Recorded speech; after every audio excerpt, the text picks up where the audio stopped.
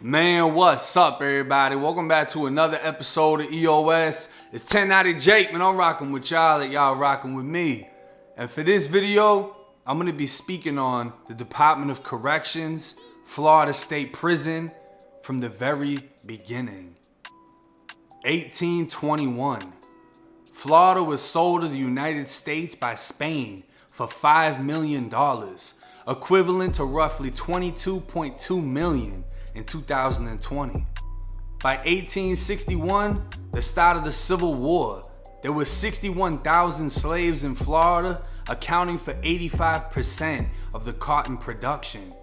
In 1865, as the end of the Confederacy approached, Florida Governor John Milton committed suicide on his plantation in Jackson County to avoid witnessing 61,000 slaves go free. The following year, the Ku Klux Klan was formed. Florida, like all southern states recovering from the Civil War, enacted the Jim Crow laws, known in Florida as the Black Codes. They were designed to keep white supremacy in place and were just as harsh as the Mississippi and South Carolina laws, which drew protests from the North. Laws that would restrict and maintain an economic and political division, with freed people not allowed to vote, serve on juries, own or possess weapons, and in some cases, own or rent land.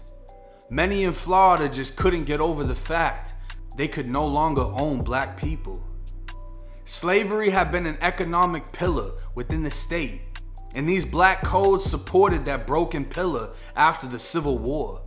Many African American orphans were bound to plantation owners by judges, owners who forced them to work. Adult freed men were forced to sign contracts with their employers, often their previous owners, restricting them from working for more than one employer, keeping their wages low and working conditions harsh.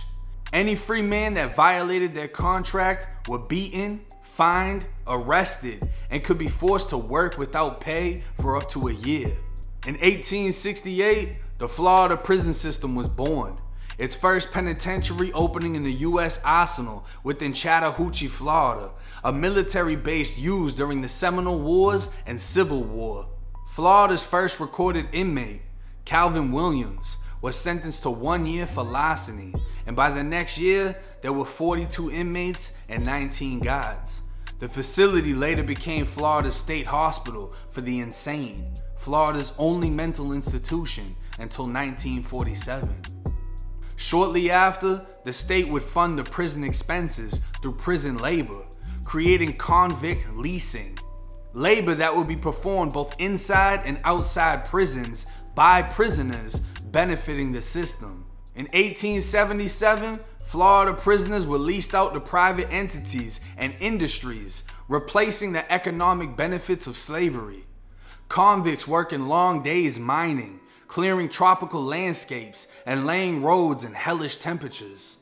Without adequate amounts of food, water, or shelter, the only thing that kept convicts working was the fear of punishment, whippings, solitary confinement, and torture. A wide network of sheriffs, wardens, and state officials traded contracts for prison labor.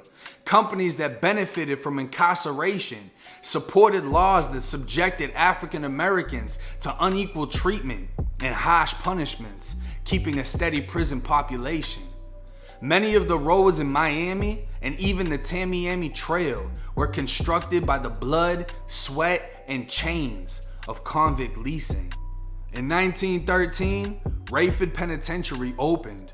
Almost exclusively known as State Prison Farm, the initial population was about 600 prisoners, both male and female. Convicts' daily routines included farming the 18,000-acre property. In January of 1919, the warden attempted to bring a positive change to the facility, rewarding labor with theater productions and weekly baseball games. But reports of inmate beatings by staff would ruin the positive image the warden tried to uphold. Chain gangs were formed in 1919, partly because an increasing number of roads were needed to keep up with the increasing amount of tourists, and convict leasing was abandoned in 1923 after so many reports of brutal inmate treatment and comparisons to slavery.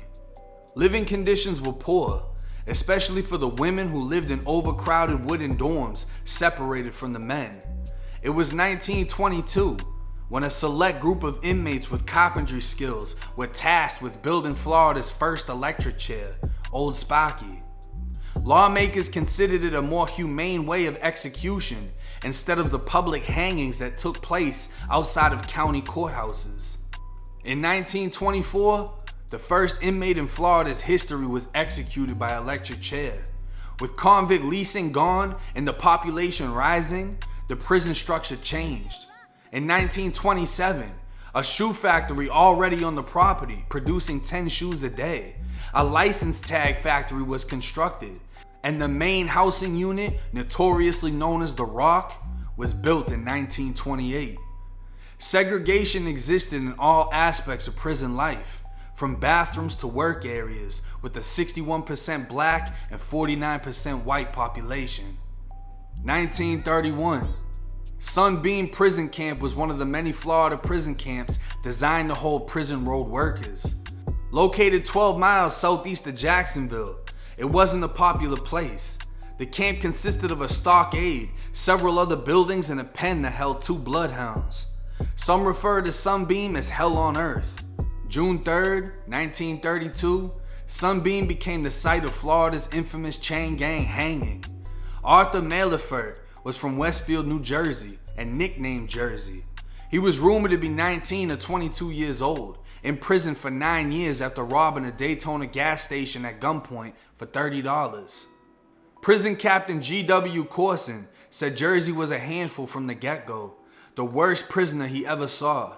Bloodhounds ran him down after 4 to 5 escape attempts in 1 month.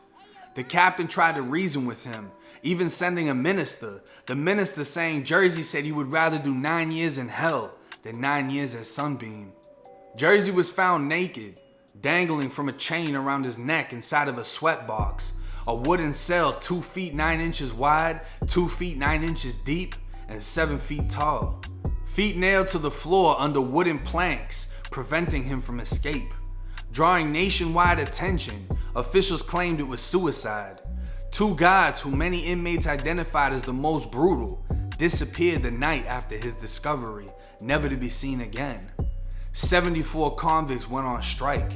The captain and a prison guard were arrested for his death. 15 prisoners testified to beatings, mistreatment, whippings, starvation, and solitary torture. The state made improvements to Sunbeam before closing the labor camp, convicting the captain of manslaughter, punishable by 1 to 20 years in prison. The other guy was acquitted. Chain gangs were never the same after 1932, and the 1967 movie Cool Hand Luke, played by Paul Newman, was partially based on Sunbeam Prison, the real Road Camp 36. With prison reform coming, prisoners were granted access to greater health care, education, plumbing, and electricity in the 1930s. Sports like baseball, football, even boxing were popular within the prisons along with weightlifting. By the 1940s, chain gangs were abolished, and as more reform was enacted in the civil rights movement of the 1960s, the Florida prison population exploded, as all prisons did nationally. In 1968, Lake Butler's Reception and Medical Center opened, becoming the state's only intake and processing point for male prisoners. And by 1970, the population grew 127%, and the Department of Corrections took over the prison system. Rayford's East Unit became its own institution in 1972, renamed Florida State Prison, and the original prison site, The Rock, was renamed Union CI, holding the title as the most violent and deadly prison in Florida's history. In the 1980s, the population grew another 97% as the result of the war on drugs. With the rise in population, prison labor grew along with it. New reception centers and correctional institutions opened up across the state. Chain gangs were reintroduced in 1995, but they were chainless. Rather than leasing prisoners to outside entities, inmate labor was now provided to the Florida's Department of Transportation, Division of Forestry, and non-profit organizations. When asked how this new labor differentiates from convict leasing, the Department of Corrections replied, saying it's not for the benefit of a private entity. It's solely for the benefit of the state. To this day, prisoners are used on state road construction, cleanup, and landscaping. Instead of being called chain gangs, they are now referred to as work squads. The Florida Department of Corrections operates the third largest prison system in the country. 143 facilities statewide, 43 major institutions, 33 work camps, 15 annexes, 29 work release centers, and 6 road prisons. A population of over 95,000 inmates. 152 years later, the times have changed, but the chains remain the same. Now the history within these prisons, the violence, the cover-ups, the deaths, the cemeteries at these prisons, the unmarked cemeteries that were kept secret as new buildings were built over them, covering up the murders of the inmates inside. All of that information, it would be too much to cram into one video.